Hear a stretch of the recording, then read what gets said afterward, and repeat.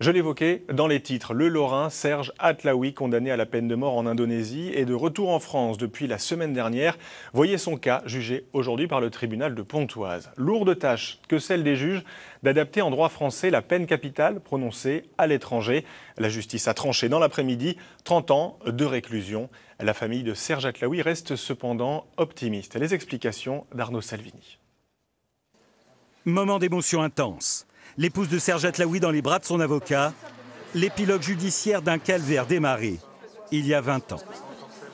Oui, soulagée, parce qu'en fait, dès que, bien sûr, c'est une sentence de 30 ans, mais on se dit le cauchemar va prendre fin, en fait. Ça y est, après, c'est une question de procédure, c'est une question, mais voilà, on va continuer qu'il soit très rapidement à la maison. Donc oui, là, c'est le début de la fin, en fait, pour moi.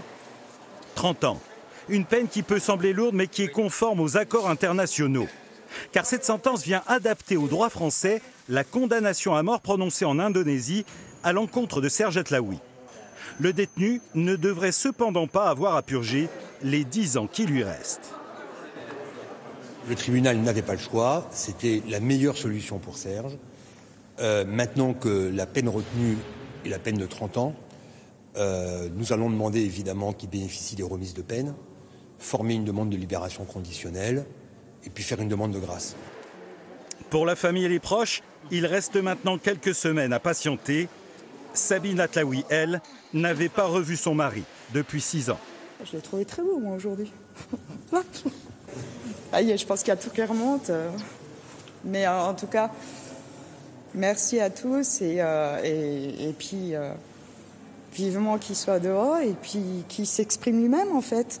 Parce que c'est ce que tout le monde attend, c'est que lui aussi soit là et puisse parler comme nous, on l'a fait pendant des années. Aucune date n'est encore avancée pour une libération.